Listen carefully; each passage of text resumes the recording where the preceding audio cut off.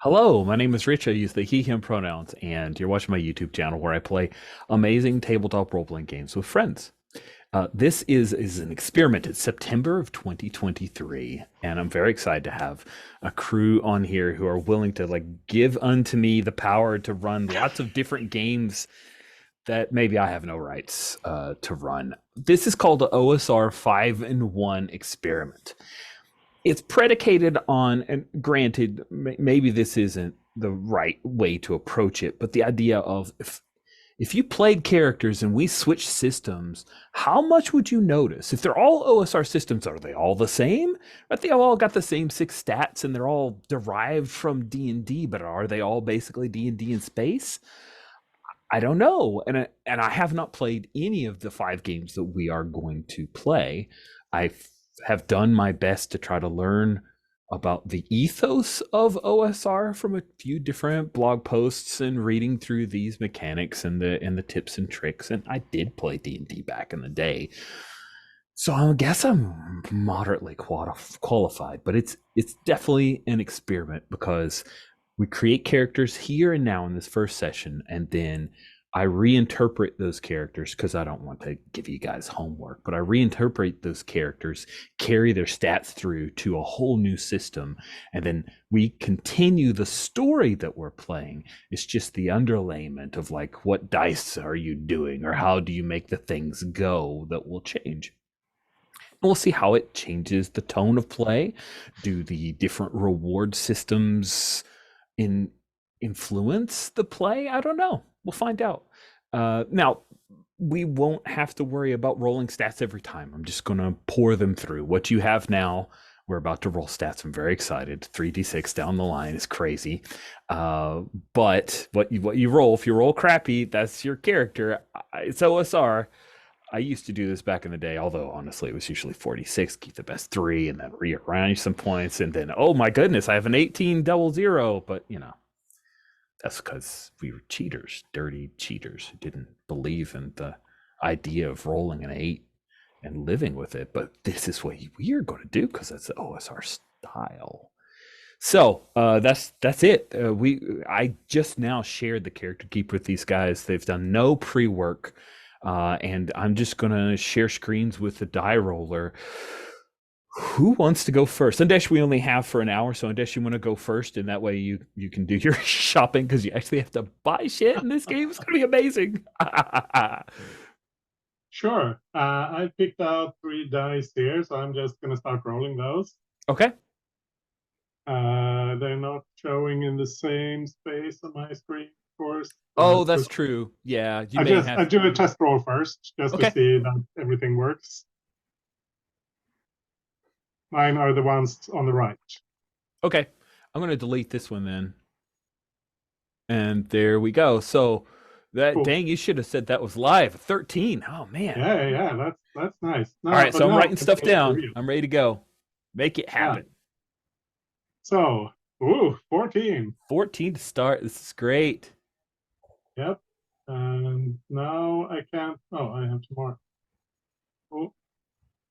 Second roll is 5. That Dex or Con. We knew that was coming. Yeah. Third one is 11. Back to the middle. 5. Oh my god. And then a 6. It's Nike. And a 7. Oh no. One more. I got one good score. You did have one good score. You're not going to be a paladin though. One. All right. 13. Yeah, good stuff. Okay, so you've got a 14, a 13, an 11, a 7, a 6, and a 5. All right, Andesh, start ranging those stats, and I think Mad J, we'll just go alphabetical here, first name. Sorry, did you write them down somewhere? I did. Do you want me to throw them in chat for you? Yeah, please. Cool. All right. Embrace the suck. All right. I was so busy. No, you were busy. You were doing the thing. I got you. So we get to arrange these any way we want, or do we get to yeah. So here's how we go. It's in the keeper. Then I it's in the keeper. I look it up. Yep. Roll 3d6. Rearrange some values if you like. Cool. Mad Cool. J, Thank you. you are up. Do you want to use these purpley dice, or you want to make some new dice? How you want to do this? I think my dice are blue. I think I'm in the Dice are same blue. room. Yeah. Okay. I don't see other dice. I haven't rolled yet. Oh, okay. All right. Now, are you just putting them on the table with this, or does this count as a roll when they drop onto the table? Oh, this counts as a roll when they Okay, drop. so here comes the first roll. Let's see how it goes. Oh man, look at you with your 11. Is that okay? Because yeah, I can only see the 5. I might need to put my glasses on. Oh man, let me move. I'll move them over here. Oh wait, that's right. They disappear a little bit if they get on. Yeah. Background. I should have picked a lighter color. But I like blue. It's my lucky color. But if you can see it, then that works. I'm good with that. Here's number 2. Oh man, a 10. All right, that's average. I'm good with that. Oh, so you're rolling fresh every time. Oh crap, let me get rid of some of these. Oh, All yeah, right, your yeah. third roll is an 8. All right. Okay. And ooh, a 14. Nice. And a 12. Okay. No, I'll take it. I'll take it. One One more? Last roll? One more. Yeah, last roll. Dang. Ugh. You are friends with the dice god. All right. That is pretty good. So Mad J with 8, 10, 11, 12, 12. Cool. I'm going to delete all these off. And Steven, it will be your turn. Fantastic. So I'm going to do the same thing that Mad J did because it lines them all up, and we can always. It go back and does. look. That's a really kinda good nice. idea. So I'm going to do that. My dice are green. By the and- way, I don't know if you guys noticed this, but it will actually say what your latest roll. It'll show all of them up here in cool. text. Does it have a history? That is not a thing I've checked for. Okay. Room controls. That's fine. Nope, it does not. Okay. So I'm going to roll. And when they hit the table, they hit the table. And I Okay. roll notoriously bad. So let's see what this looks like. 8. And 8. Yeah. 6. There we go. That's a Steven roll. What? That's a 12. No, I disallow. A 10. Disallow. An 11. Oh my goodness. And a 10. That's Wow. not too bad, Steven. That's pretty average. I like that. Yeah. I think that is not too bad. 6, 8, 10, 10, and 11, and 12. Okay. So, we're going to talk for a minute about what you're going to do, and then we'll probably pause the recording because I don't want to rush you guys. We should Oh. also roll for Yes, force sensitivity and sensitivity. Let's money. do it. Okay. So everyone has a 10% chance of being force sensitive. I can't remember if that's a D100 roll or not. Let me delete off these D6s and then we will do that. So check for force sensitivity. 10% chance, roll a D100. There we go. If the result is 10 or under, that PC is force sensitive. D100 is not here. So you're going to roll a 2D10. Yeah, 2D10. You sure it doesn't do D100? Let's do I a think test you can roll. try it. Try it. Just type in D100 up at the top and let's see if we do Oh, it. it does not. It says it. I could not understand that. Oh, dang. Wait. You gonna trick it into doing a thing? Yeah, no. So you got to do You one can see the D100. Oh, you can? And will it go? Yeah. I don't see it. Oh, yeah, I don't yeah. see it, but I see the text. I see the text. Yeah. Oh, so it says Steven got a 67? Yeah. All right. Well, now that we know what we're doing, we're just gonna we'll start. It's official. So Andesh, you go first. Roll 1D100. Just type in 1D100 up here. Yeah. Like that. 41. Oh, okay. Matt J, you're up. All right. Boom. Oh, 36. Steven, you're up. Oh my God, yes! Terrible rolling paid off, Steven. That is fantastic. So, if you're force sensitive, you may choose to become a Jedi class. You don't have to. Okay. But we now know that your character is force sensitive. I'm so excited. So that was the die rolling. I definitely wanted to have that up there. But now you guys need to assign them between strength, dex, con, intelligence, wisdom, charisma. Choose a species that will may adjust some of your stats, and then choose a class. And then there's a bunch of skills to pick, and boons and banes and starting credits. Oh, let's roll for starting credits. While we're doing all the rolls, let's do that. It's 3d6. Undesh, if you could roll 3d6 real quick. Yep, I'll just type it in up there and we'll see what happens. Okay, so you started with 10. 3d6? 3d6, yes. Okay. And you got an 8. And Steven got a 9. So it's that times 10 for stuff. So that means 100, 80, and 90. I'll share that with you guys. But that's it. Now there's a whole bunch of picking, assigning skills, moving stats, and that's not super exciting for a recording. So I'm going to pause the recording here. We'll come back when you guys are ready to introduce your fledgling level 1 wonderful Star Dogs. Hey, we're back and we have fully formed characters. All the roles happened live and now everyone is kitted up. Adesh does need to leave, so I'm going to have him at least introduce the character so that it's here and present. Adesh, if you could introduce yourself and tell us a little bit about your character. Yeah, I'm Anders, he, him. I'm playing Maze Vogie. She, them. She's a human. She's a rogue. She's a bad criminal. She's not smart. She's very abrasive. But she has some instincts, at least. And she has some experience with the criminal world. She's got experience laying low in various places in the wilderness. She's got some implants and stuff. Yeah, that's about all I've got right now. It's awesome. Wanted by the Empire. I love it. She sounds fun. She runs around with. So in Star Dogs, it's called bull pistols, but we've reskinned those to be light blasters. And I like Maze. I can't wait to see her in White Star, which will be the game we play next time because Undesh has to go soon. Thank you, Undesh. Matt J, you're up next. Introduce yourself. Tell us about your character. I am Matt J. I'm playing a Stormtrooper clone named Jet. He is on the run from the Empire, but he has a ship and one cybernetic limb. He's a hotshot pilot, and he can drive. I guess I have drive hovercraft, so he can drive hovercrafts. He's a bad shot. I think that's about it. His stats are about average.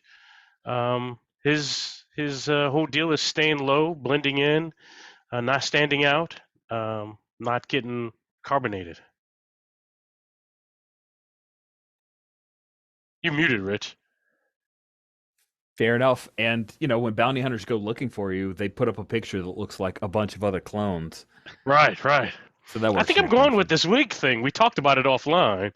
I think he may have an assortment of wigs. Oh, that's awesome. That is so exciting. Cool. And then last but not least, the person who rolled a 3 on the D100 and got to be a force-sensitive character, Steven. Introduce yourself, please. Tell us about your character. Hi, my name is Steven. My pronouns are he, him. I'm playing an Athorian, Kosi Tuvan, whose pronouns are she, her. And she's force sensitive, and not a Jedi, so no lightsabers or anything like that. We'll figure out what that means. I'm not sure what the Jedi stuff is right now. But so as an Athorian, she has an extensive knowledge of like plants and animals, and I think their herd ships stay out in space, so she has some space survival skills, and an ability to hide in nature with, the boon is called camo skin, but it's actually just being at one with nature. And the bane I took was addicted, which must have illicit substance daily or roll all tests with disadvantage. I think that's probably like natural food or a food from her homeworld or something like that maybe the Empire has outlawed, but she has to have and consume or be at a disadvantage. Interesting. Yeah. I also reskinned some of the weapons. In the picture that I have, the Athorian is holding a staff, so I reskinned like the dagger that I took as a staff, and maybe that's what the shield is coming from as well. Yeah. Oh, neat. Free skin away. It sounds good. Ruling's not rules. It's the OSR spirit. I love it. Woohoo! Great job. So, I'm gonna hot drop you guys in just so we have a flash of. Oh, you're out. You're like okay. So Andish is totally out. All right. Yeah. Bye bye. See you See next ya, Andish. week. Okay. Well, I'm going to start with box text because in my Vine, that's very old school. It's very short though. This is the place, the Cantina on Roldana. Your contact said to meet him here. He's got a job for you. It's a pickup and delivery. He said he'd give you the particulars when you meet face to face. The job would pay well, he said. It might be enough to pay off your debts on the ship, Jet. After all, just because the war has been won doesn't mean the banks will let you off the hook. You're sitting at a table against the back wall of the bar. From your vantage point, you can see the entrance to the cantina, the bar itself, the photon dartboard, the holo area, and the zero-G dance floor. Since the music from the band is soft, the conversations at nearby tables are easily heard. The topics of discussion are many and varied. The fall of Palpatine, the Dart League, the deaths of Lord Vader and the Emperor, music, the birth of the new Republic far away, the dancers, new models of blasters, and the quality of the drinks. So, Stephen, tell us a little bit about how does Kosi, is that right? I'm saying Kosi, is that how you say it?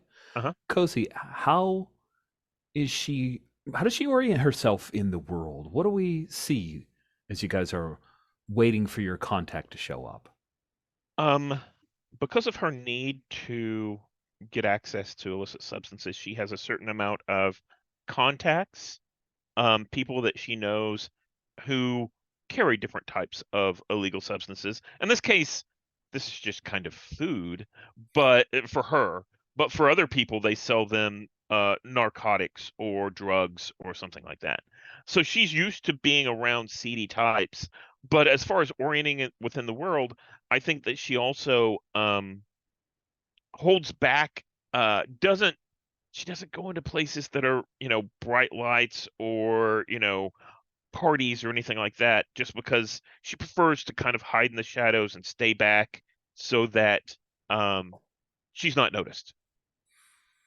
Ah, okay. Interesting.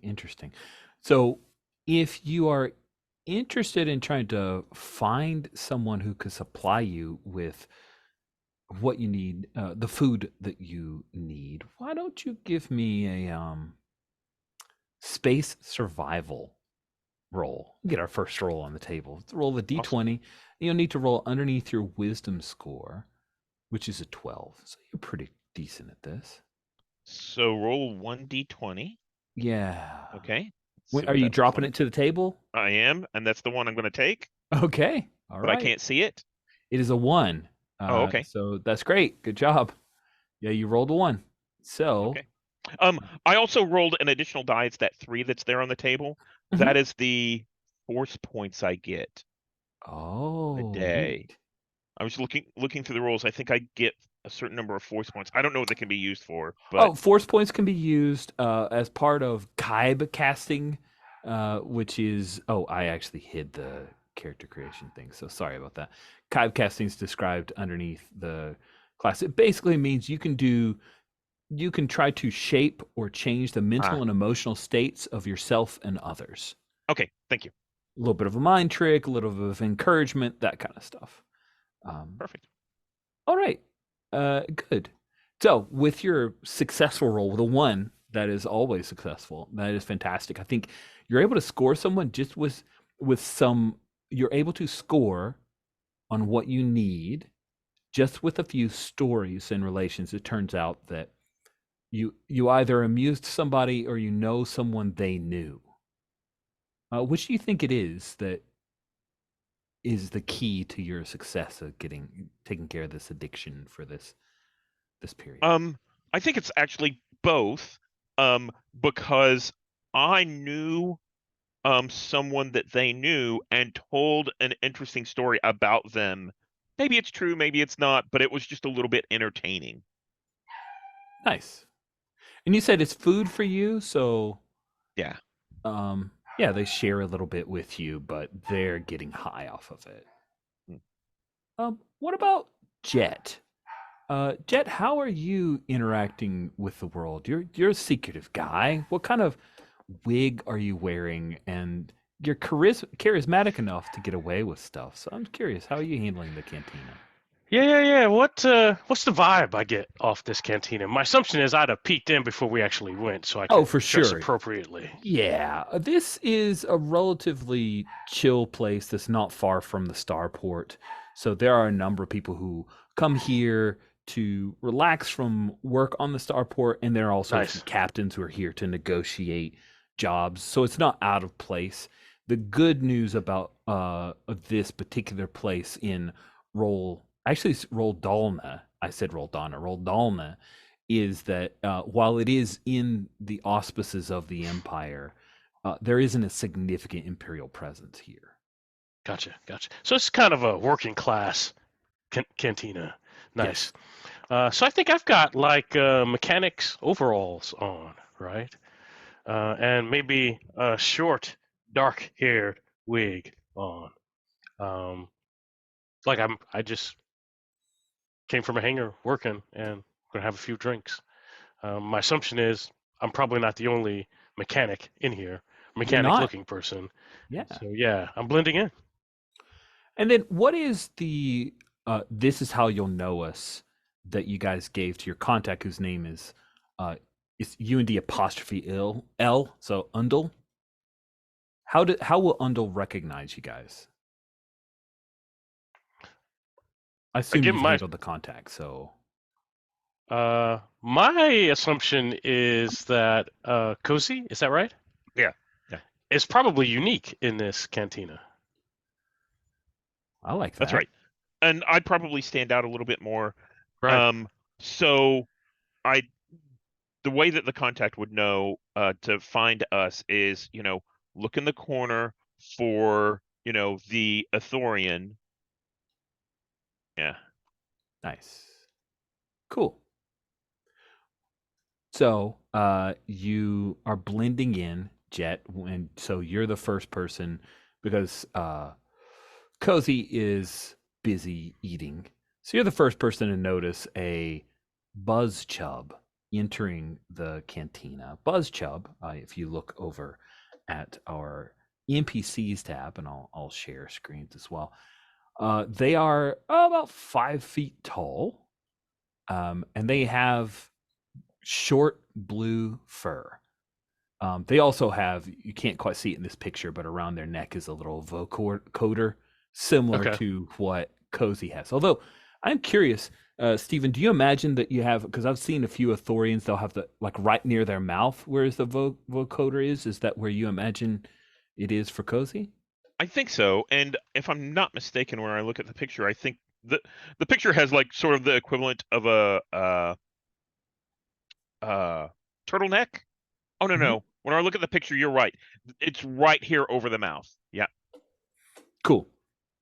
Well, Undle's vocoder is like it's like Twiggy and Dr. Theopolis. It's just, they're on his chest. I'm telling you old guys this. Yeah, exactly. Nobody's going to get that joke who, like my son will be like, what are you talking about? But we know. What's up, Buck?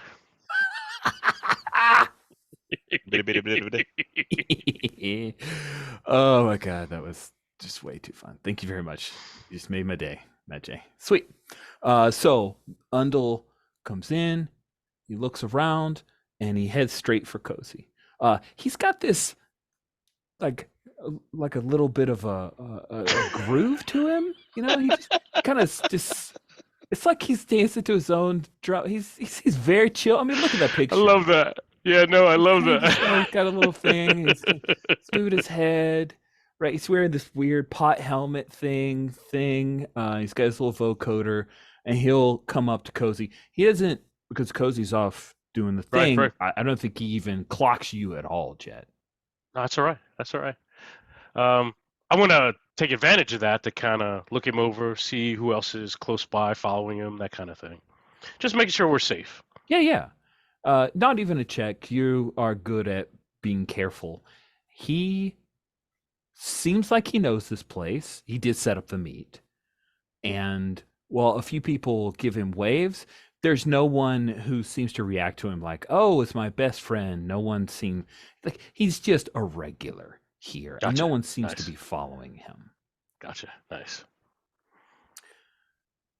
So he will make his way up to Cozy, and this is where Rich has restarted his voice mod, and it may not work, so I may have to drop back again. Try. Delay probably has started already, just a little bit, but that's okay. And now I had to kill it and restart it. Oh, geez, now there are pop-ups on this thing. Come on, you're getting less and less good, darn you.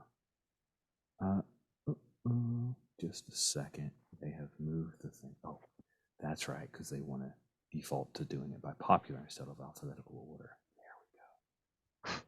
All right. Greetings. You are Euthorian? Yes? I am Kosi, yes. Cozy. And you are... Bundle. Where are the others? We should talk. The others are here. And I'll kind of nod in a couple of different directions. I'll nod in Jet's direction and in other directions around the bar, towards other PCs that might not be here right now, or towards random places, so that Undle thinks that there's more people here with me than there really is. Ooh. Good number. Yeah. Is it? So, do you direct him over to Jet, or are you just going to handle the whole thing, Cozy? I think we're going to stay here in the corner, and it's up to Jet whether or not he wants to join us. Yeah, if they look chill, then I'll come over and sit down. He looks very chill. He slides down, and you saw from the picture, he's got a special straw he pulls out of a pouch, and he wraps it around his drink because a waitress brings it over and sips on it a little bit. This this jungle juice stuff. It's thick. It's almost viscous liquid. He slurps on it. He nods when you come over. He's pretty laid back about, oh, you're a clone. He probably clocks, he can see the facial structure if he recognizes differences in humans, but it doesn't seem to bother him at all. Yes, you are the one I see. I have employment for you. Is interested you are. Several crates of spice. My employer needs. You go to Nigel 4. Get them. Take them to Loapa 2. And he looks between the two of you. Spaceship do you have? We do. Good. 5,000 credits now. Oh, okay. And then 5 on delivery. Perfect. And 10. 5 and 10. Good job. Yes? Good job. Yes. Is it just us that knows about this, or are there others who would be looking for this? And kind of slides back a little bit. You are only one's eye. You'll be okay. No problem.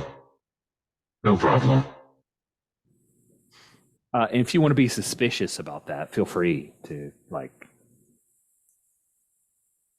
tell me that you're suspicious, and I believe him. all right. I'm like, yeah. I'm optimistic, but I will say we like easy, no problem jobs. But on the off chance we have to fight our way in to drop this off, that 5 at the end will be 10. Yes. Yes, no problem. 5 and 10. Yes. Done. 5 and 10. I feel like we're doing Sesame Street here. Sorry.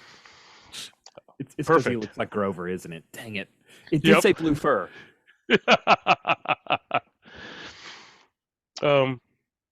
Yeah, I say perfect, and then I put my hand out to kind of shake, because that's what I see humans do.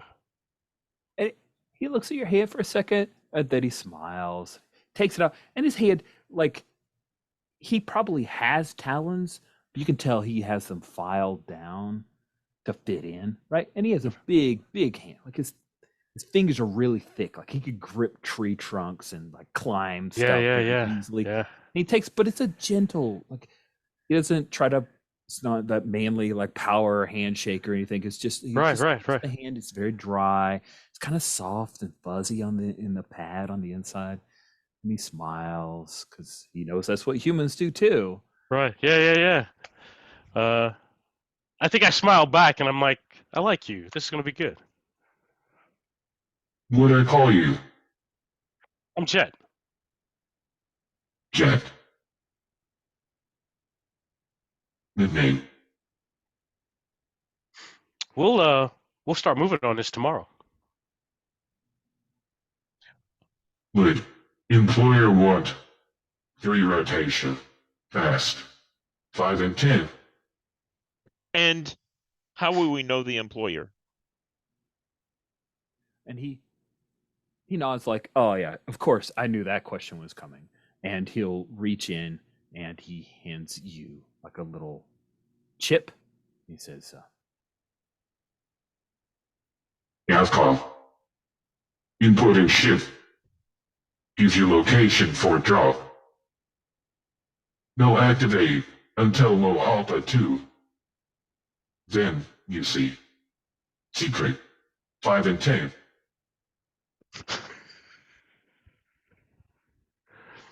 5 and 10. That's perfect. Mm. You have account for 5 now? Or need case? I think we have an account. Yeah. I think we, if this is our first job with Undle, I think we should get it in physical form. Okay. And then future transactions, and I explained this. I was like, for now, case, future transactions, when you see how good of a job we do, we will have an account. Ooh. Yes. Come, I go get case. Not here. Hmm? All right. cool. So he slurps on his little drink for a solid minute because he's not going to leave it behind. And then he unwraps his straw, blows through it, kind of a little bit of the jungle juice on the floor, and then he wraps it, nice little coil, puts it back in his pack, stands up, and then just kind of groove walks his way out, expecting you'll follow. No, I do. Yeah. Do you chat him up or anything as he heads out into the spaceport? Yeah. Get a feel for how well does he know this place? How long has he operated out of this place? Oh. Hold on, look good. In here. 1 cycle, yes. Like to travel. Buzz shovel, like to travel. You? You not here? For other? We move around a lot. Like you, we move around a lot. Hmm. Is this place profitable? You make a lot of money here? Well, so. Good some days, bad other. His employer would pay high. Don't mess up. Not us. I don't know what that means. You're good. I like you. I like you, Jet. Yes. So he heads into the spaceport, and there's an actual like money exchange area where people can trade off goods and barter. And he heads up to there. There's a droid behind a like a well, it would be like a plasteel type area with like a little drop slot type thing, and he asks for 5,000 credits, and they give it in this little cube type case, slide it across. He turns, he hands it to you. I take it. How big is it? It's well, he would have asked, do you want it in smaller denominations, like, you know, hundreds, or are you good with five 1,000 credit sticks? That would determine the size. Like he can ask here, hey, Gotcha. give me 5,000 in this, or 5,000 Right. in this. So it's as big Yeah. or small as you want. Yeah, we'd probably take it in smaller denominations. My thought is, if I had maybe like I'm in my mechanics overalls, my thought is maybe I've got like a shoulder bag or something, right? Can I put it all in there? Oh, for sure. Yeah. All right, Yeah. cool. He can get it to you in the smaller. It's probably going to be a little heavy. Somebody who's Yeah, watching like a hawk coming out of an exchange might see, oh, that's the place, and maybe they're gonna Right. clock you and follow you. But also, it's probably smart to have it in smaller denominations too. yeah. Kosi, you get left behind, right? You've got Maze and if whoever else is from your crew that we haven't defined yet that may show up in future sessions. What do you want to do? So I think this is the job. So I'm gonna go where they said that the shipment would be in order to take ownership of it and get it delivered to our the ship. shipment's actually on another planet. Oh, and that's where we go pick it up and then we Yep. go deliver it. Yep, Fantastic. exactly. So in that case, I think I'm just gonna go get some supplies now that we know how long our trip's going to take. I'm gonna get enough food for me for the trip there and back. And probably get some other supplies now that we have a few credits. I think before we split up, I think you hand me some of the smaller denominational kind of credits, and I'm gonna get fuel for the ship. I'm gonna go around shopping. Okay, cool. Yeah. Is there any in specific that you're looking for? Otherwise, you can just look off to the gear and pick up some gear if you want. But if there's anything weird or esoteric, just let me know and we can work through that. In general, I was thinking this would be stuff in general for a trip. So if we wanted and something comes up during play where it was like, oh, you want this very specific thing, we could say, oh, well, let's roll and see if you thought to pick that up while the supply run was happening. Yeah, in fact, one of the things I like about Star Dogs, if you take a look in the gear area, it talks about quantum slots. So Yeah. Spending time filling up those slots with a shopping session is, instead of doing that, you can call them quantum slots. And during gameplay, if you needed something, then if it were logical considering your background, wealth, rareness of the item, then you have it, and then just spend the money. So I totally did cool with that. And it might also, I think it's a really good idea to look up the planets that they named to see what the indigenous species are like and that kind of stuff. Right. No, that's a good idea. So that would be part of the supply mission. It was like, oh, are we going to need spacesuits? Are we going to, how are we going to get around there? Yeah. Nice. So free and easy. Nigel 4 is a icy, generally colder planet, but it does have type 4 breathable atmosphere, I think is what they call it in Star Wars world. So you won't need an encounter or a vac suit of any kind. And let's see, the other one, Lohapa, is also terrestrial with a temperate climate. So more temperate, whereas Nigel 4 is, I keep saying 4, but it's VI, so it'd be 6. Nigel 6 is cold. There's lots of glaciers. Cool. Okay. And since I have the alien life form knowledge, I'd like to roll that skill and see what happens with that. Sweet. So that's a wisdom check for me. So I roll a d20 and try to roll under. Correct. Okay. And I'm gonna roll, and I got a 1. Wow. Amazing. That is amazing. That's the second one in a row. I'm gonna test roll the d20 again and make sure that this is working. Oh, that one's a 3. So Obviously, it's legit. You're just lucky. After you declared yourself a bad roller, what is even going on? Cool. So Nigel 6 is it's a human colony that has a functional republic, but still is part of the Empire. The Empire mostly leaves them to their own devices because they are extremely cold, and the only exports they have are limited of number of natural resources. This is one, right? So I'm trying to give you lots of good info. Nigel 6 is not known as a hotspot for underworld activity. It's the 6th planet in the Nigel system. It's just this ice ball that's way out in the middle of nowhere. There's less than 1 million people on it, all told, which in Star Wars is really freaking small. Yeah, it's small.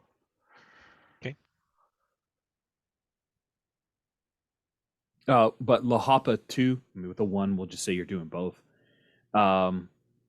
It's pretty urban, has a very large population of almost 8 billion people, primarily human.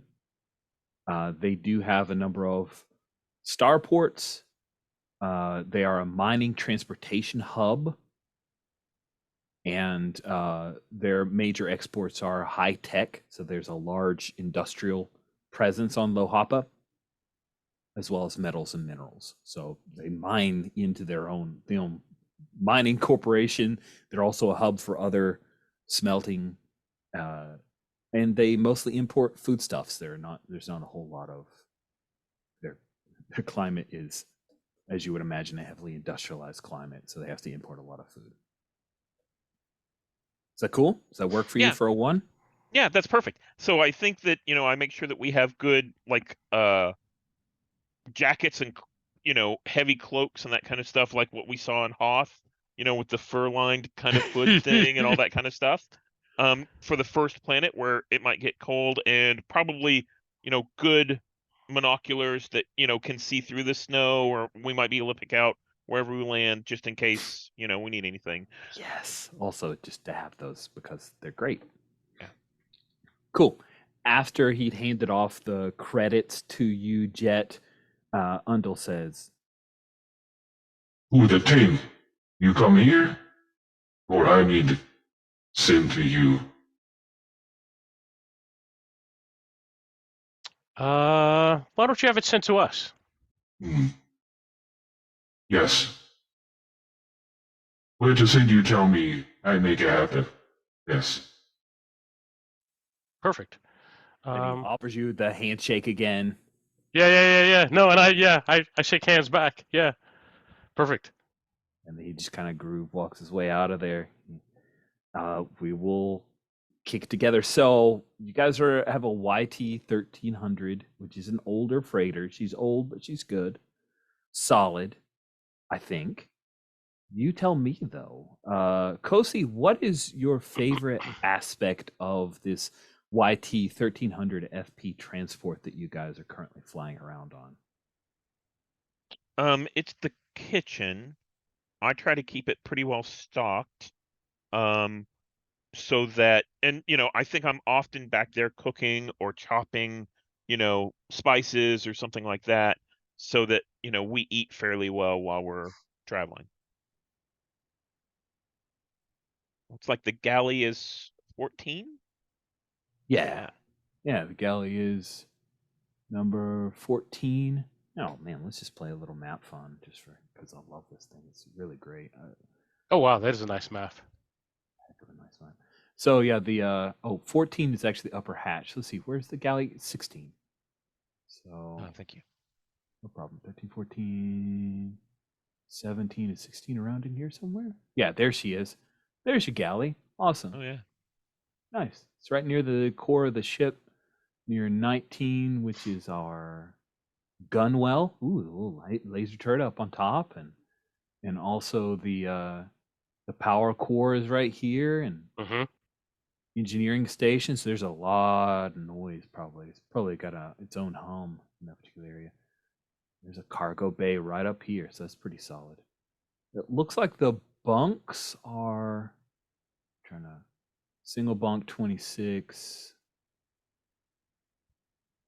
The numbering system I don't love. It kind of goes all over the place, but yeah. What's the part of this ship you're most proud of, Jad? Like maybe something you've upgraded or kept in excellent condition. I guess that's probably the engine or the drive, Mm-hmm. because the ship moves and Jet likes to move. Nice. So yeah, I think the yeah, whatever we're calling the drive or the engine that makes it move or makes it go, that Yeah. would be his favorite. Yeah.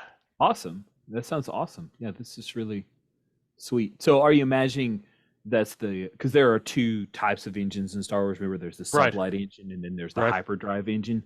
Yeah, I Do think you it's the is sublight. best? Yeah, I think it's the Sublight? sublight engine. Yeah. So when you drop out of hyperspace, she can really move.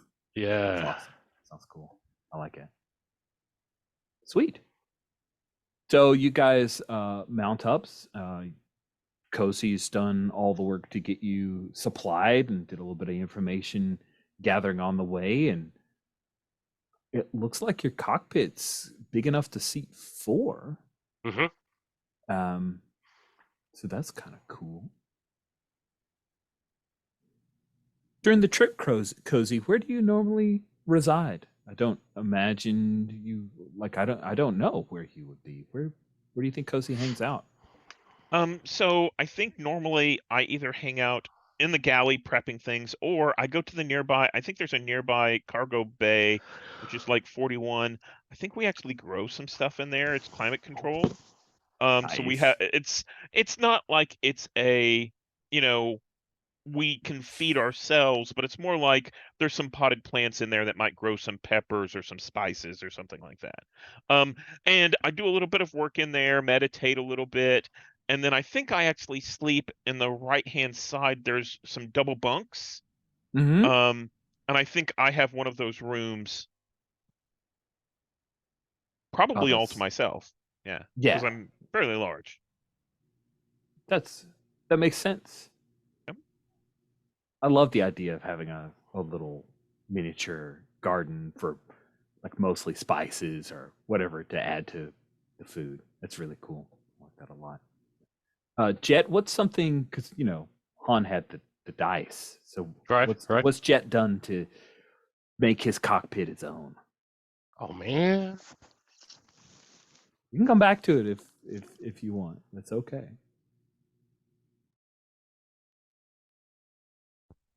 I think maybe there's a the equivalent of a picture.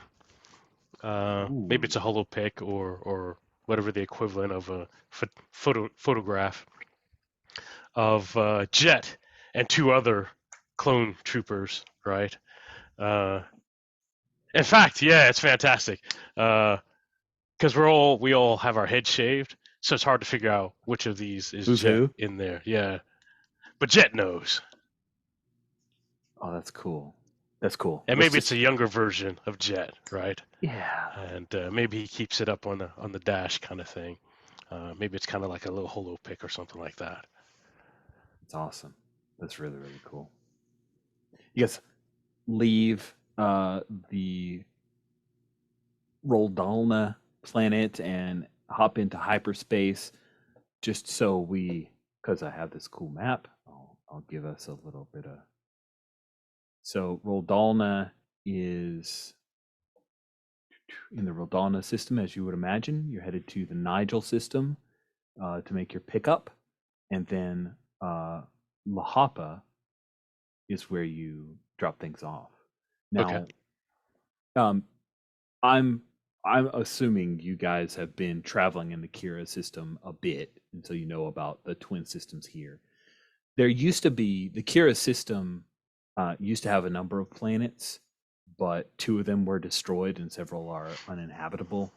So there's a pretty significant asteroid field here, but this is the best point to connect 2 major trade routes. So the Perlemian trade route runs to the west, if you're using the 4-point direction, and the Inarch run is to the east. So you'll head up to Nigel, taking the Inarch run, then you'll head down the Inarch run, and when you hit Rapaji, the Rapaji system, you'll scoot across. This is the most it actually has nav points. It's easily navigable. There are very few problems here, and then you'll scoot down the Perlemian to Lahapa. That would be the quickest, cheapest method to take to get to where you're gonna go. So it's only 6 hours to reach Nigel from Roldana, and it is a pretty uneventful travel. So planet Nigel 6 hangs in space. It's a soft blue planet. You can see the polar ice caps, which look pretty large for a planet of this size. The warehouse is located in the city of Nargo, which is the single spaceport. You easily raise it on the comm, and they direct you to a docking bay in the city. We do a quick star wipe, and you guys can be out traveling towards Warehouse 52. Are there any special precautions you want to make? And again, we still have the flashback to I got this thing, but I just want to get a vibe of are you loaded up, kitted up, or trying to blend into this area where people have a lot of clothes. This is cold. Imagine you're in the Great White North. There are lots of layers. So any special? Sorry. Yeah, no, my thought is we get in, we get the goods fast, and we get out. So my thought is the best way to do that is we'll bundle up like everybody else. We'll move like we know what we're doing. We belong here, and try to make this happen fast. Cool. I think in that case, yeah, I'm all bundled up and everything. But in order to get a fast move on this, do we have an idea of how big these crates are going to be? Are they pallet sized, or are they, That's a great question. They are pallet sized crates, yes. So I think I make sure we pull a hover cart off of the ship to transport it, and I'm gonna take some it looks like it's boxes of crates and stuff like that, but inside is our garbage and refuse that we don't want anymore, that we're just gonna leave in place of wherever it is, so it looks like we're taking something someplace. You said that food stuff is delivered here? Yes. Yeah. Cool. So Warehouse 52 is easy enough to find. It's on the outskirts of the city in an area that is obviously filled with warehouses. As the 2 of you approach, I imagine you park close enough to where. So I'll actually go ahead and get out a little something just a second here. But as you approach, I think Jet, you notice that there's a fresh dusting of snow here. It's not like a walled city, and where these warehouses are, there doesn't seem to be a whole lot of activity. It's less like it's not near the spaceport where the warehouses are just used for transition. This is storage. Okay. And so there's a light dusting of snow that's come in recently. and you can see it kind of collected up against the corners of some of the warehouses, but you see that there are several fresh, new-looking footprints in the snow heading out to Warehouse 52. Oh, wow. Okay. All right. And I just point them out to Kosi. Hmm. So I'm not there, just to make her aware. We might not be the only ones. And they're going in the same direction we are. Yes, there you can see there's one set of footprints that kind of walk around the warehouse, but most of them are gathered and just all pointed towards the doors and heading in. So, and they would have to be fairly fresh because it's snow here. Yeah. Right. Okay. So I lean over to Jet and I'm like, should we go in the front or should we go in around the back? We'll circle around, get a quick look, and then we'll go in the front. Okay. That's my thought. Warehouse has no windows. There are two other ways in. The big loading doors, the door where you had, and then there's a roof access hatch. Gotcha. Can we tell, do the footprints come this far? There was one set of footprints that went around, kind of did a full circle, just one set, and then it looks like they went inside as well. What about we go in via the loading dock? I mean, we're going to have to pull product out, so... Yeah. No, I agree. Just as you totally can, but it does look older, so it might be noisy. Oh. I think that's all right. That's all right. Yeah. Do you want to split up? Do you want me to go in the loading dock and you go in the other way? Which the footprints, they went in the front? Mm-hmm. They went in the front door. Yeah, there's one. There is a front door. Yeah, okay, yeah, let's do that. And then I'll Okay. just meet you at the loading dock section. Okay. Okay, just to be clear. So, Jet, you're going in which way? I'm going in the front door. Front door, and then Kosi, how are you going? What's your approach? I'm going in the loading dock, making a lot of noise, opening it up and everything, because I'm going to go get a delivery. Got it. Yep. Cool. Okay, so Cozy, you go around with the lift, or basically with your cargo lifter or speeder, and Jess coming in front door. Awesome. I love that. Let's take our one break. We've been at this for a good bit, so let's do that. Okay. So Jet, you're able to open the door like it's not even locked. You open that door. Cozy, you head around. You're the distraction. You're opening the large doors, and immediately, Cozy, you are the first one to pick it up, but Jet, you will soon as well. You smell burning plasteel. As soon as you open those doors up, we will shift to screen display. This is what where the loading door is. Mm-hmm. Here's where the front door is. And as soon as you open up this loading door, Cozy, you see this group of guys that look kind of like that. One of these crates, they have basically burned open. And this guy right here has a knife, not a vibro knife. And what is in that crate is a blue powder, and it is not spice. You can tell from...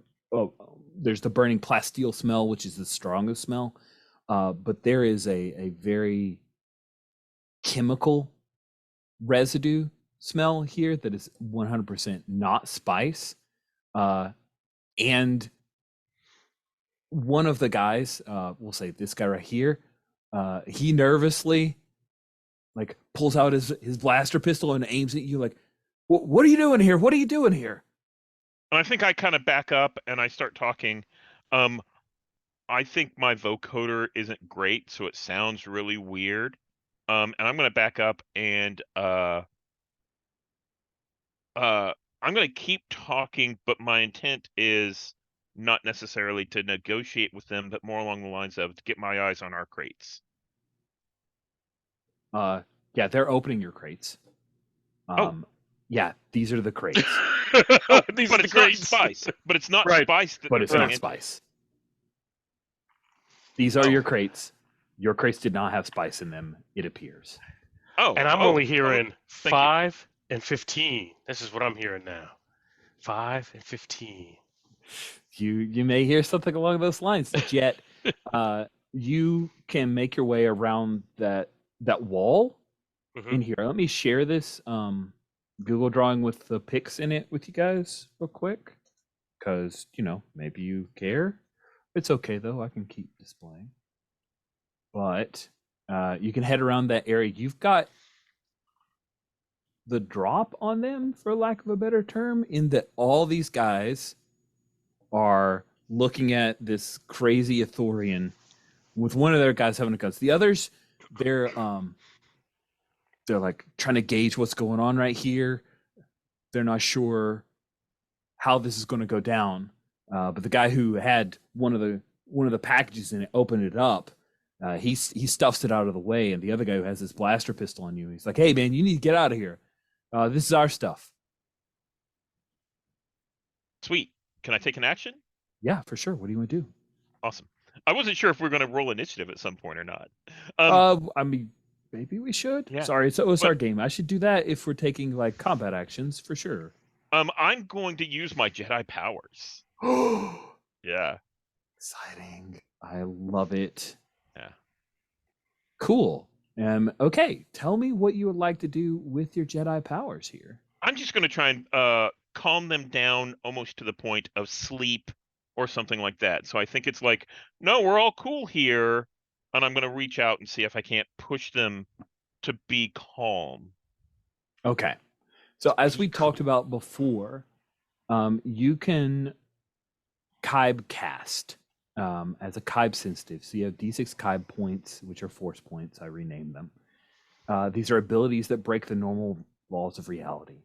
You describe to me, the referee in this game, I should have called myself Ref Rich, how you attempt to break reality, and the cost and level required to alter specific aspects of reality are below. Right now, it's a level 1 Kybe casting, and that will cause you have to make a wisdom test, and it will be 1 force point for you to do this. Okay. So please make a wisdom check. Okay, so I rolled my first force points earlier. I have 3. I reduced that to 2, and I'm going to roll my d20. My wisdom is a 12. And Nice. let's see. I rolled a 4. Can this thing roll high? Yeah, I'm going to roll. Let me click on the 20-sided die. It looks That's a exactly the 3. same. That's a 3. There's a 17, 17. thank God. Okay, we can't do Oh one. my I God. was terrified that it was like a D12 that was masquerading as a D20. Anyway, Yeah. cool. You do the thing. So you're trying to calm everybody down. Yeah. Possibly sleep, but Not really sleep, but because I mean, it would be weird if they all just started dropping. No, I think this is just like, hey, chill. I'm just bringing some stuff. I don't mean anything. Just calm down and just de-escalate things a little bit. Yeah. so you do that, and if you remember, there was that one guy who had the beard where it kind of comes out to a point there. He reaches over to the guy with the blaster, and he actually like lowers the blaster. He says, This is cool. It's okay. It's okay. Listen, it's cool, man. It's cool." And yeah, they all seem to just relax a little bit, like, "Oh, maybe they know you or something." And the guy who had the blaster pistol looks over and he says, "Durain, do you know him?"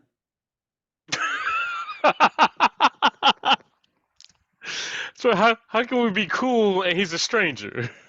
Yeah, like he said, like, "Do you know this guy or something?" Right. And Durain, who's the guy with the pointy beard, he's like, "That's a she, man. What, don't you know anything about Ithorians? It's a she." So Jet, what do you do? People are trying to boost your stuff. Yeah, no, I am taking advantage of this confusion, and I whip out my energy baton. I'm trying to close the distance because I can't shoot for shit, and I'm a bludgeon somebody. All right. Preferably the guy with the blaster, but I'm trying to close the distance as quick as possible so I can hit that guy. Okay. So if we take a look here, the guys who have, we'll say that this guy's moved over here. That only makes sense because the two of them were close enough, right? So this guy moved over with his blaster. This is the guy named Durain. This is the guy with the blaster, so he's B3. And if you're trying to get to the blaster guy, you're gonna have to like super ninja creep around several dudes. Oh, well, and there's more than jets. just those two? I thought it was Yeah. just two. There's 6. Oh, there's oh. There's There's another 6 mugs. option. You could get up on that ladder on the catwalk and jump across. Oh, that'd be crazy. I'm just saying. Yeah. I'm doing it. All right. Now, as you're moving up the ladder, you've got that. It's like moving across the catwalk. We're going to figure out a role for that in a second. Not all of these guys have guns. Half of them have guns. The rest have just like clubs and knives. They are obviously some kind of street gang. This may be the biggest heist of their lives. It may not go well for them.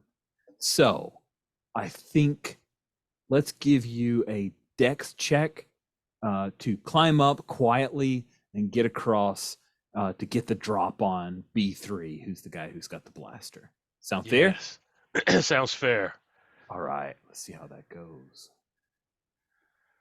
You're going to roll a D20. You're trying to roll under your dex, and your dex is a 12. 12. All right, here we go. Oh, got an 8. Nice. So, Cozy, what are you doing to buy time? Because you spot Jet, right? It's totally that moment of you see Jet moving across the little catwalk area. What is Cozy doing? You've got him calmed down at this point, and Durain, whoever he is, seems to be the talker of the group. He's admonishing his buddy about, hey, I apologize, ma'am. He doesn't know an Athorian from a Jawa. Oh, so I didn't know. I don't know who you are. I don't know what's happening. I'm just supposed to. I needed to drop this stuff off. I'll just leave this here, and I'll leave like the little hover cart full of piled up with our stuff, and I'll step away back towards the loading door, like I'm about to head out and be like, "You guys do whatever you want. I'm not actually going to leave until I see that Jet has done something." Okay. The guy with the blaster pistol, he's like holstered it and he's looking at Durain like, we're getting more stuff. She's just going to hand us more shit. This is great. Like, yeah, you can have it all. I didn't see you. I don't know anything about this. I'm just going to go. Okay? Yeah. Go in peace. Go in peace, he says. Durain taking control of the situation. See, it's going to be fine. It's going to be cool. Jet, you have the drop. I'm going to allow you to roll with advantage if you want to do some crazy jumping from catwalks on to B3 here. Yes. Clone style. Oh, man, clone style. Sweet. So how do you make an attack roll in this game? That is a great question that I will answer as we look at Stardog's rules. Okay, we'll move. This is basically a surprise round for you. And then we're going to go into rounds and scoring a hit. So to hit something with a gun, you have to roll a d20 and get a result equal to or higher than the target's armor class. He is flat-footed, so I'm going to say that his armor class is a 10 at this point. Okay. You'll roll your to hit bonus and appropriate attribute bonuses to the roll. And if you do that, then you roll the damage determined by the weapon used. So you being Jet, you have a +1 to hit bonus. So you're going to roll d20 +1, trying to get over 10. And if you're successful, you'll be doing a d8 of damage.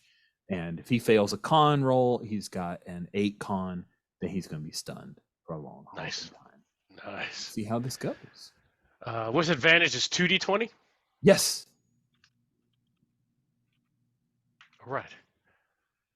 Woof. So it looks like I got a 6 and a 19. 19 is the one you need. High is good in Yes. this. You need to exceed his AC of 10. You hit. So you land on him and also whack him with an energy baton. Please roll a d8. Yes. Take that. Okay.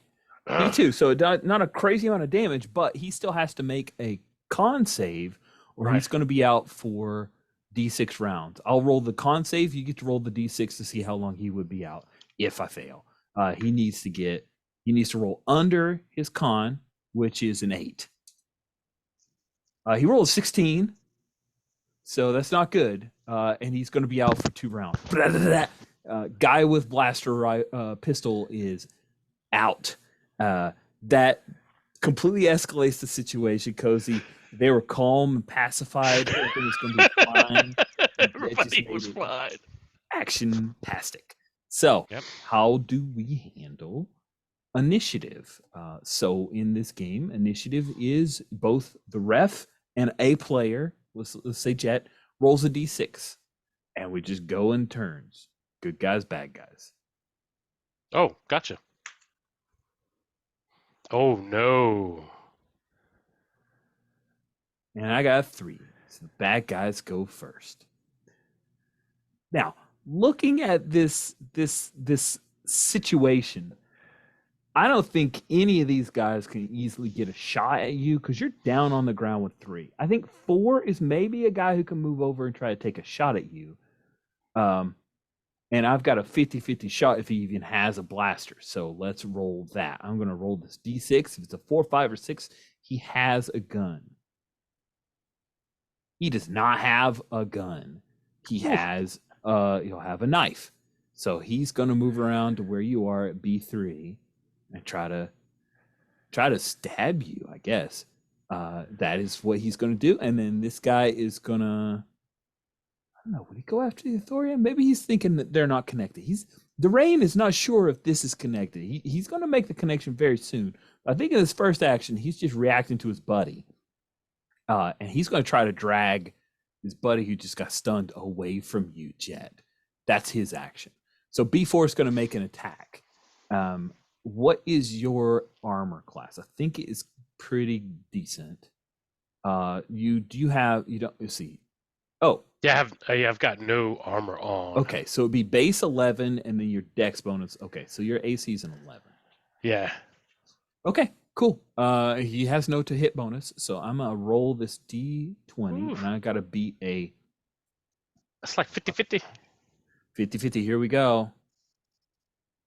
Oh! And 11. 11 on the dot. On the dot. So hold on, just to make sure, is it meet or beat? Scoring a hit. You have to roll is a success. Well, that's not clear. How do you roll over? Is it equal to or higher? Get a result higher than the target's armor class. Your armor class is an 11, and 11 is not higher. Therefore, he misses, right?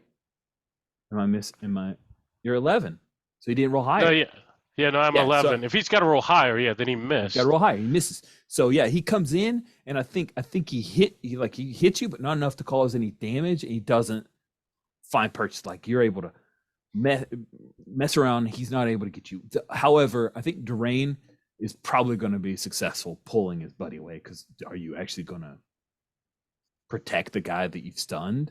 Oh right? yeah, no. Okay, cool. Other guys are hollering. They're all moving around.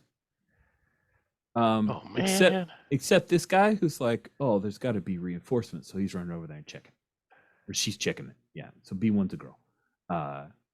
Sweet. All right, Cozy. What do you want to do? So I think whenever the action starts, I pull out my pistol from inside the coat that I have, and I think I'm going to start shooting. And I'm going to shoot at the guy who just pulled the knife on Jet. Okay. Sounds my good. My attacks have a +1. Okay. He also has a 10 AC. Okay. So I'm going to roll that D20. I got a 4 + 1 is 5. That is not good. Which is not good. Yep. That is a 5. So blaster goes off. Yeah. Do I still have a... the guy like ducks down like oh hell, but he did not get hit. Jet, what would you like to do? I follow up on B4. Okay, go for it. He also has an AC of 10. All right, with my energy baton. Yeah, I just whirl on him. He just tried to stab me. Sounds good. 1d20 +1. Ooh, this is not looking good. Oh, it's not looking good at all. Okay. You miss. Yes. Oh man, we're about to hit that spiral, man. All right, here it Yep. goes. Here it goes. Yep. Next round. So B6 has pulled B3 away. He's still out of it. B5 is going to come around and head towards you, Cozy, because you fired at them. And B2 is coming around. I should probably stick a text box with you. So we'll call this Jet. And let me expand it so it's actually like that. Make you nice and bold. Look at you, you're all bold. Anton. There we go. That looks awesome. All right, Jet, there you are. And I'm going to copy and make Cozy. And stick you near the doors. I assumed you were near the doors before, so we'll say you're probably Yep, still there. that's right. Sweet. So B3 and B6 are over here. B6 is dealing with B3. And B4 and B2, they're now facing off with you. And we don't roll each round. We just keep going, keep rolling. Right. So I'm going to roll for both of them to attack you. I'm just going to do a 2d20. And one hits. One hits Yep. with his knife, which double checking, I think a knife does 6. Dagger does 6, yes. So re-rolling that one. Oh, well, re-rolling it now. Oh, snap! Oh, that's what happens when you take on 2 dudes. Wow. Oh, you should have 7, so you're down to 1. Yep, I'm down to 1. Oh my God. This is so bad. I feel Yes. terrible. Yes. Well, I mean, you did throw 6 guys at 2 PCs, so I You know, figured you knew at what the you were start, doing. there were 4 PCs, and it's OSR, so I just But now one. it's 2, right? 3. I guess it's 3. Here we go. All right, Cozy, it's your turn. What do you want to do? Did B5? Oh no, they attack got me? no. 5's got to go. 5's got to go. Yep. We have to determine if 5 has a pistol. Ooh, he does. So he's gonna shoot at you, and hits, which would do, if I remember correctly, pistol D8. Oh no, D6. full pistols D6. Thank you. Ooh. Wow. Oh man, he wings just barely, like fling tang. Tang. Yeah, so you're Pew, down to 6. pew. And oh, you have your last shield. Did you have that out? I don't think I have a last shield. Oh, I'm looking at I Maze. have- I'm sorry, you do not. yeah. I have a You have a regular shield, shield? which increases my AC. Do you have? Oh, it just increased your AC. Yep. Okay. Cool. I'm guessing it's like a physical shield of some kind. This is actually my staff. Oh, right. You recolored it. Yeah, I Yep. prefer that Yeah. better. So it's the staff that I'm kind of swinging around to kind of block things from hitting me. Cool. And is it my turn? Yes, it's now your turn. I heard something about that. So I think I'm gonna try and hit at him. Yeah, I'm gonna shoot back, I guess. Okay, go for it. And I'm gonna re-roll this D20, the green D20 down here. And I got a 19. Oh wow, man, it's 3 19s in a row. Crazy. Roll that damage. And that's a D6. So let me put a 1D6 on the table. And that is 1 point. Okay. He also gets winged. Yeah, he's gonna like move over here and do the like. I'm gonna use this wall to guard me because you just shot me in the arm and that hurt. Sweet. So, Jet, what do you want to do? Whew. Facing down 2 guys. They're trying to basically stay to where you've got to deal with one of them or the other. They're doing that like Yeah. dancing in, the other one's dancing in. They got knives, you know. One of them's humming yeah. like, you're a jet for life. Sorry, it was Which one was that? a West Side Story joke, but Yeah. But which one was that? Oh, was it that? had to be B4. It had to be Is B4. that so? Yeah. So B4 gets the clone Crazy Eyes, Ooh, and I jump on him. nice. Do it. Let's see how this goes. Good luck. Yeah, it sounds good, but we'll see if this D20 is with me. Are you with me, D20? It is not. Wait, what's his AC? Oh wait, his AC's 10. You got it. Oh no, and I got +1. Yeah, so I got him. Mhm. Yes. Yes. Roll some good Yes. damage, and I'll roll his. Yes. I'll roll his con save. Con check. Yes. Night.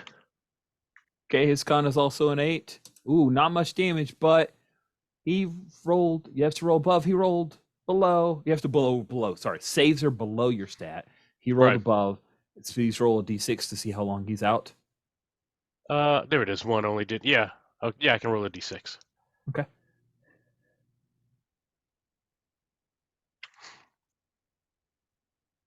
Dang, Man. what is wrong with these dice? All right, One B4 right. is out.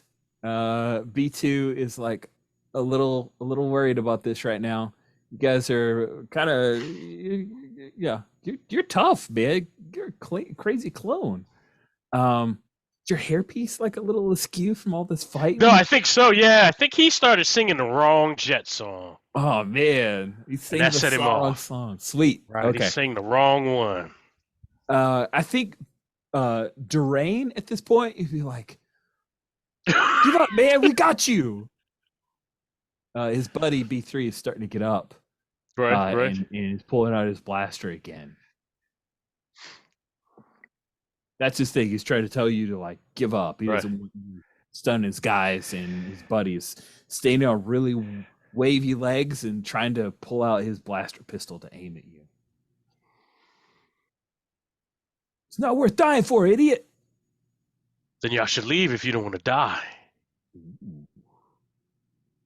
Man, you're bleeding hard from a knife. I think where did he knife you, in the gut or like near the throat? Like what? You lost 6 points in one shot. That had to have been rough. Where do you think Jet took that hit from the guy you put down?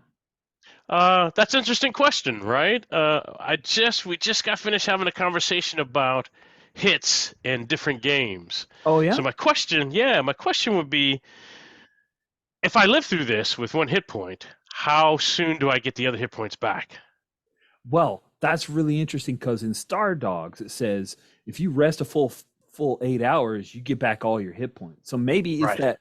Are you thinking it's that hit point where it's like you're not actually taking physical damage until you get all the way down? Right.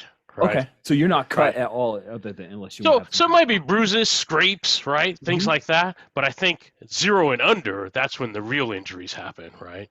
Because Okay. I can get all these back the next day. It doesn't Yeah, make sense that for me totally to, makes sense. right? Totally Take a makes real deep wound and then I'm fine the next day. That seems weird. That was Um, that's a good convo, and I'm right with you on that. That sounds awesome. So, And just Yeah, so we so I know what's think- on the table, uh-huh. 0 is dead. Is that right? 0's down. Down. Okay. Okay. Okay. I'm double checking the rules because it's really, it's not rules, but it's also OSR. But I'm pretty sure. Not resting. Oh, I see. Scoring a hit. When entity's HP drops to 0 or below, it is dead. Oh wow, that is That's it. on the. That's Right. in That's the it. That's rules. Yeah. literally what it says. So it is Yeah. specific. Okay. Yeah. Wow. So, yeah. So I feel like that means then that last hit that brings you to 0 below is the killing shot, right? That's the Not killing all shot. the ones before that, right? Because I can Yep. heal them all back, It's just right? luck. Yeah. It's Yeah. just luck at this Yes. point. It's burning up Right. your luck to not get killed. So yeah, so I yell back, then y'all should leave if you don't want to die. Emphasis Man. on die. Oh man, if you're getting all intense on this guy, I want to see you make a charisma check. You cow these guys to break their morale. Oh my god. What is my charisma? Oh, I moved it. Yeah, I swapped it, didn't I? Yeah, you gave yourself a Oh, little bit so better yeah, so it's the charisma. left. So I It's got not a your dump shot stat. at it. I got You a shot chance at in it. hell. All right, here we go. 1d20. Of course. Oh man, you gotta Right. tell Now I these roll dice high. when you're rolling to hit. Right. These dice, they just keep getting mixed up. They think, oh, he wants to hit somebody. I'll do it. for Right. him. Oh. Yeah, Adrian says, come on, you stupid clone idiot. We got you outnumbered. Oh. He says stupid clone. Mm-hmm. Mm-hmm. All right. He went there. All right. He all went right. there. He's B3. That's B6. B6 is Okay. Durain. He's the one who talks He's- smack to you, and he elbows his buddy B3 that he just helped up, All and right, that's B3 next. is He's planning on taking a next. shot at you. So whose turn is it? 6. I They're think going? I think it's their go. I think so. So B3 is going to shoot at. There are too many dice out here. Mine are all pink, so I'm just going to re-roll this one. He needs a. He's going to shoot Jet. I keep saying you, and that's not at all helpful. He needs 12 or better. Yes, fail. So he takes aim and misses. It just flies right over your head, Jet. Maybe it singes a little bit of your wig. Yeah. Just a little bit. And it gets near B2. B2 is like, hey! Don't fire into. Come on, you idiot! So they're not good at their jobs. By the way, this person, she has decided this is a terrible idea, and she Right. is I'm out. She's out. Because I might die. She might die. B5 is going to shoot at you, Cozy, because I did determine he does have a gun. Yep. And he failed very badly. And B6 does not have a gun. B2 is going to attack you after he's nervous now because his buddy just shot at him and you. He blew it. So it's your turn, Jet. Okay. B4 is still out at this point. Cozy, Before you Jet go first? goes, I want to have a table conversation about how serious, Jet. So this is my thought. We could run, or we could try and engage the system a little bit, see if we could get something out of that quantum. I forgot pocket about thing. that quantum inventory. Quantum slot. And I was looking, I'm like, what if I had a grenade and I could toss that in while we run? So or you have a grenade and we could do the quantum slot. Just a thought. I just wanted to put this on the table and see what you thought about running away, or I'm perfectly okay if these guys kill us. It makes Rich's job easier because he doesn't have to do everything. He just rolls Everybody go roll new characters and light stuff.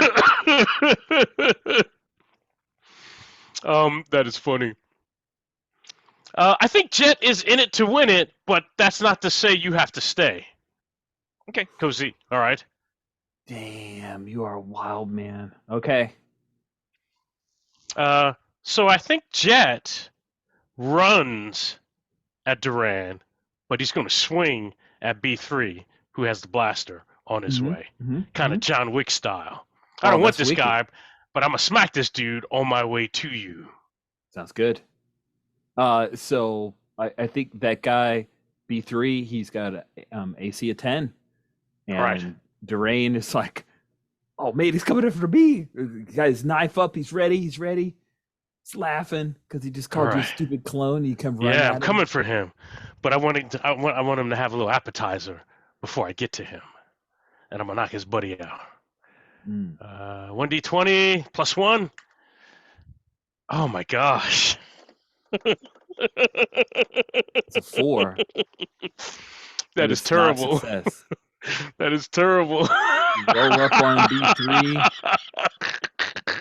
And I think B3, he like fires a nervous shot out and dodges out of the way, and you miss him. Yep. Cozy, what do you want to do? Kosi's going to take the loading thing. I think she just kind of left it there and backed away from it. She's going to run up and start pushing it towards B4 and B2, firing the whole time. The intent is to kind of separate the two groups a little bit. And do B2 or B4, do either of them have pistols? B4 is just now getting up. Oh, okay. Neither of them have pistols. You could run over B4. Oh, yeah. Let's do that. Okay. Yeah, so he's starting to get up, and you just come barreling over him and slam into him. He's done. But if you wanted to make a vehicle check, I think you can try to attack and hurt B2 by slamming into that person if you want. So I don't have vehicle skills, so I'm going to shoot instead. Okay. That sounds fine with me. How do you make I don't think you can make a skill check with a skill you don't have. Is that right? there are no rules for it. I would Yeah. have like, if I were to rulings not rules, I'd say roll with disadvantage.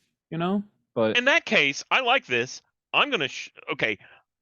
Instead of no, I'm gonna go ahead and roll over B4. That's what I'm okay, gonna do. I was like, I wanted to give Jet the hover cart because he's got hovercraft and maybe he could do something with it. But no, I'm just gonna roll over B4 and then I'm gonna shoot at B2. okay. Nice. Yeah. So let's see.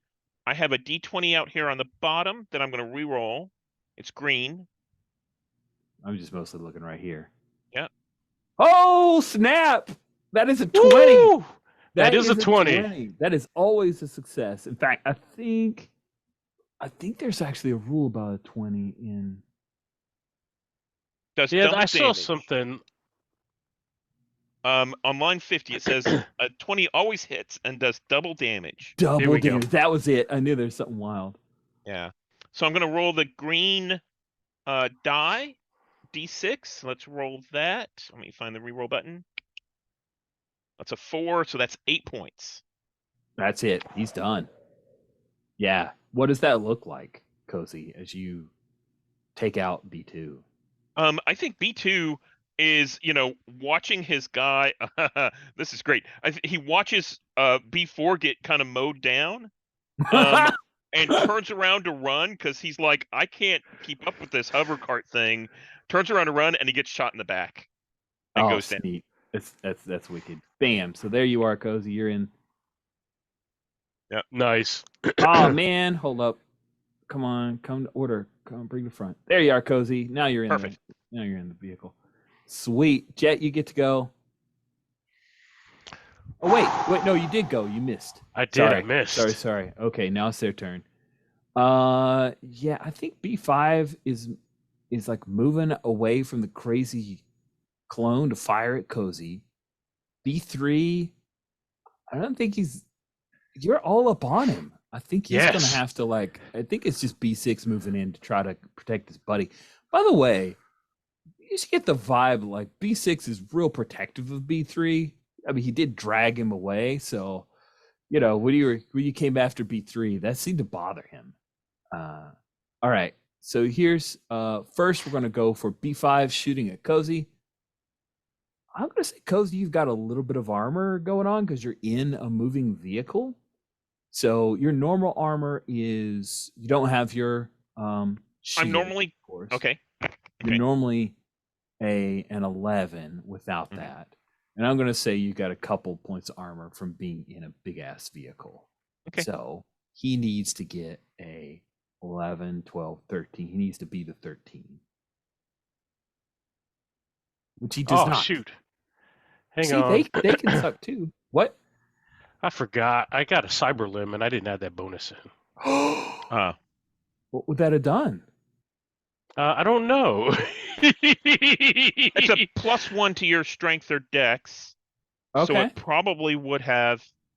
I don't think we were off by 1 at any point. No. The only point was whenever the bad guy hit us and we were right at 11. So it wouldn't made any difference. But I think you did like one more point of damage then to those guys because you were doing it like 1 and 1 on those guys. So they've taken little bits of hits and now it's a little bit more. Okay, cool. All right. This is Durain, B6. He is attacking you with a knife. Woo! That is you, Jet, and he needs to get a 12 or better. Yep. I feel like it's coming. I feel like it's coming too.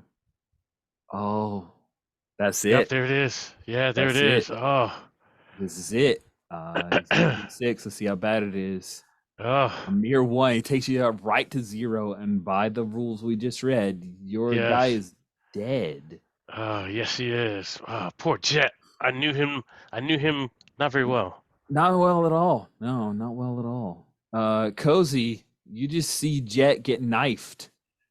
And he goes down. You're in a vehicle. You now could run. You now could throw a grenade. You could just attack. What do you want to do? So there's nothing I can really do for Cozy. Dead is dead. I think Right, dead is dead. I think I'm gonna engage the quantum slot thing that we had. Let's see if I have anything like a grenade or if I just run away. So let's see. How do you determine if you have something? I think if you can afford it is the way I was reading it. I thought it So was if we look at the gear for quantum slots, if during gameplay a character needs, wants, requires a certain item, and it would be logical considering their background, wealth, rareness of the item, then they have it. And if you wanted a grenade, we don't have stats for that. I was looking at explosive charge, which is on the equipment sheet, Ooh. Okay, cool. which is what I was looking for, like what kind of things we could have. Okay, that seems fair. I think. Oh, and when your slots are filled up, then you can't have anything else. I see how that works. How many slots do you have? It's your strength. Yep, it's a ton. Oh, You have strength attribute, number of slots to carry equipment. okay. So let's figure out how much it costs you to have it. Explosive charge. I think that's specialty equipment. So let's roll 2d10. I'll roll it since Okay. I am the arbiter of all things. Sorry, I'm just getting those on, so I'm going to roll them now. All right, 16. It definitely needed to be 16 because I rolled 16 twice in a row. The exact same dice. That's so weird. So if you have 16 creds that you'll burn for it, then you've got it. Don't think I do. I only have You 10. could borrow from Jet. Or Well, Maze. we just picked up 5K in credits, didn't we? Yeah, you did. You got it. That's Okay. true. Good point. So I think that's the exciting thing is I think I toss a grenade, or the explosive timer with it set to like 3 seconds or something, and then I'm gonna run the other way. Running, like leaving your loader Yeah, behind? I'm gonna leave that hover cart, kind of use it as cover, and come down towards the front door, down and Here? around, so I'm on the other side of the crates from that grenade. Oh man, they seeing you running and dropping that. They're probably going to run too. Give me a dex. Let's test your dex Yeah. to see if you get away without taking any damage. If you fail, then you're going to take half damage. Okay. Oh, yeah, half damage is bad. Let's see. Yes, it's very bad. 20. My dex is 11, and I got a 19, so that's bad. That's That is bad. Okay. All right, here we go. This is how much you're going to take. It's probably going to be dead. Ooh, we're going together.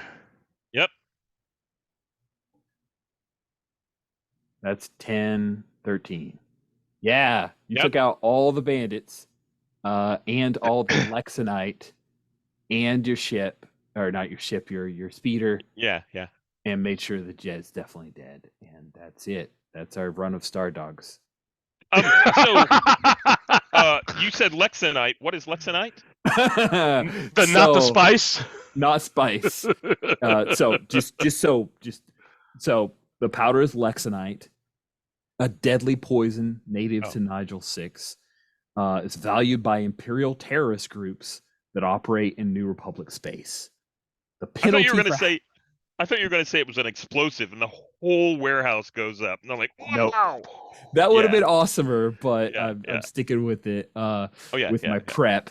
So the penalty on Nigel 6 for having Lexonite in your possession is execution in the swiftest, most expedient method at hand, whether by blaster, airlock, or by rope. The execution takes place immediately. No excuses, no argument, no leniency, and no waiting. So I'll take the blaster, please. Blaster back of the head, please. Blaster back ahead. Yeah. So these guys knew it was Lexonite, and they died for it. So yeah. And we didn't, and we died for it. Hank Andal, he made a friend, and it turns out that he's not a very good judge of character for people to hire. Hey, the only one or- that survived was Maze. That's right. Maze was back on the ship. Maze back on the ship. Okay, guess what? Next week you get to make new characters. And thank you for giving me your Saturdays in September, Freds. Let's real quick, if we could do a quick round of stars and wishes. We start with wishes so we can end with star wishes. Can be mechanical, story-wise, anything you want. I'm thinking we stick with the ship, we stick with Maze, and Mhm. you guys make new characters in White Star, which can be very lengthy. So give me some ideas, but that's fine. Let's go with wishes. Who'd like to go first? I'll go first. And it's an easy one. I think I wish we had another 2 sessions so I can get a feel for what else Star Dogs is about. Does that make sense? Yeah, yeah. I agree, Um, and that's kind of why I was pushing some of the weird stuff I saw in the rules. Right. Yeah. And I already know what my next character is. Cool. What's that? It's the second clone in that picture that's on the holo, right? Oh yeah! That's amazing. Right? He's Oh like, my God, that's so where's my good. buddy? Oh, And that's awesome. by the way, I think in the cantina I nodded at several people, some imaginary and some not, and one of them was your other cantina dude. There we go. How about that? Yeah. Love it. That's And fantastic. that's in the vein of, well, my brother shows up then. That's so Exactly. cool. Jet 2. Jet 2. Maybe we call him something else. No, we will call him something else. And not Tej, right? Not Jetback. Right, and that's Edge. Oh, that's hilarious. Okay, cool. Steven, any other wishes? Not that I can think of. No, Okay, cool. Stars. Steven, you went last with wishes. You get to go first with stars. Do you have any stars? I thought of a wish. Oh, Which okay. is I'd like to know enough to get things ready for character creation. Because boy, doing character. Actually, we could do character creation in the old system because we've been through it once real quick, Mm-hmm. and then move on. So you said it was lengthy in the next system. It can be lengthy. Yeah. Would I it see what you're saying. If we make them now with Yeah. Star Dogs and then let you convert them. What would be the easiest thing? Yes, for sure. That would be the easiest thing. Okay. That's So- a great idea if you'd like to do that. Yeah, no, that's perfect. We would do that. So, I think what we should do real quick then, after we get through with stars, is let's just pull up the roller again and roll the stats that we need real quick, and then I'll sit down and build my character from that. We got. I can unhide. I've got 2 Star Dogs Okay. bits there, so you can just make your second characters there, and I'll convert them over to. Man, Perfect. we actually had a Jedi, and the Fantastic. Jedi died. That's kind of Yeah. awesome in a way. Stars from you, Matt J. Stars. I liked the run on the warehouse. I was actually I thought we could take those guys. So I liked was trying to close. take those guys. Yeah, I thought we could do it. And then I was mad at myself at the end because I'm like, of course we could have used that hover car this whole time. I didn't even, right? We could have just been running, mowing people down. But yeah, I thought we could do it, right? So that was Mhm. fun. I enjoyed that. Good. Yeah, if I had it to do over again, I would have scaled it down to 4 bandits, and I think it would have been a lot more fair. But I also realized, it's OSR, and sometimes Yeah. you roll into a dragon. And Yep. that's My about it. experience with OSR, like the first 2 or 3 sessions I played, were you immediately died, right? I had 3 hit points. A cat scratches you and you're dead, right? So yeah. Yeah, Yeah. my approach usually is, and it's always been open table, new people that I haven't played with before, or anything like that.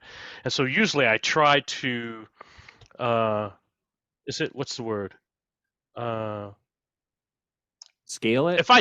Not scale it. If I prepped 6 dudes in the warehouse, it's 6 dudes in the warehouse. And if Okay. it's only 2 of you, but what I want to make sure is that you have access to figuring out what that threat level is before you get there, right? I don't want to just give that to you because I'm thinking if we all know it's an OSR game, there's some amount of information gathering you should be doing before you just go do this thing, right?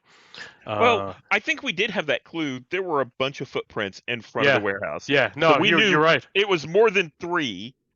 And I assumed it was just 2, right? I just assumed, and I don't know where that number came from, right? I was surprised when you said all these guys. I'm like, what do you mean all these guys? There's 2, right? And I can't tell you how I got to 2, where that number came from. So I have another question, possible wish, which is, if we continue on with OSR settings and we start up with the next one and we're level 1, my experience with OSR settings is we're very low on hit points, right? We're struggling at level 1. Do you advance at some point in the second session or third session so you can tell a little bit more of a continuing story in the next OSR setting? And that's just a question for you. No, I'm it's a great fine question. dying every time. I have planned for that. You'll be Okay. second. You'll be second level in White Star. You're gonna be third level in the next game, Right, fourth yeah. level in the next. Like Yeah. if the game has Okay. levels, I'm just every Right. session you're making a level. Oh, perfect. Okay. Yeah, so you'll be a little tougher. We'll go against a little bit more that kind of stuff. Nice. Okay. Do we want to, while we're on screen, do we want to roll Yeah, let's the just do it. stats? Yeah. Let's just do it. All right. I'm gonna So clear I'm going to out. delete the things that are out here right now. Oh, you're doing Keep it. I'll dice. just let you. Yep. And I cleaned mine up already too. Okay. I think I'm gonna change this to where it isn't taking up so much of the background. I apologize for that. I didn't realize it would be so much. So Jay, do you want to start? Oh, sure. Yeah.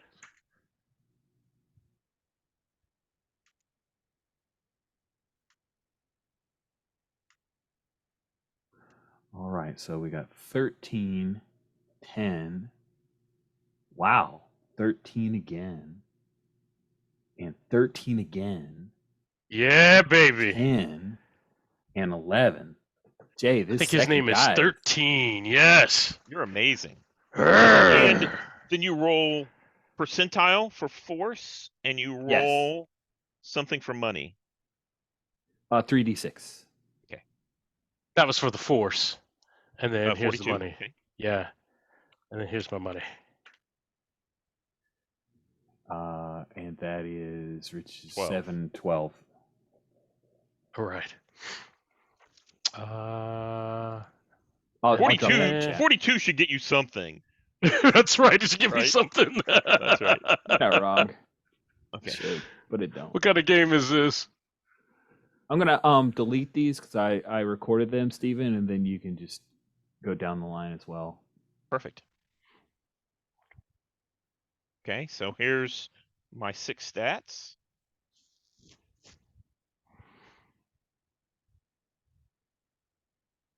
And then 1d100. I got a 97. That's Oof. definitely not a Jedi. And then 3d6 for money. That's 11d100. All All right. I think so- I'm going droid. I know I said clone. Man. Okay. Well, I don't want to disappoint. I'll go clone. I can do clone. No. Maybe I don't Steven mind. wants to play that clone. Maybe Steven wants to play that clone. Maybe Oh, that's a good nobody wants to idea. play the clone. It's okay. It's okay. Wait. 1, 2, 3, 4, 5, 6. Yeah. So it goes 13, 7, 13, 7, 12, 9. And then you ended up with 110 credits.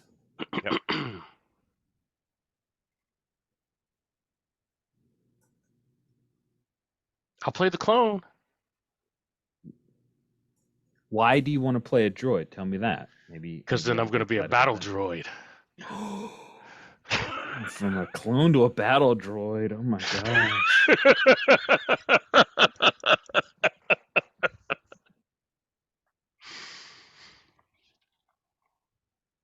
I'm good with either. I do love the continuity of the clone, but I also think a battle droid is fun too. All right, I'll go clone. We don't have a fighter because Maze is a rogue, right? Maze is that's a great question. Rogue. All right, then I will go fighter clone.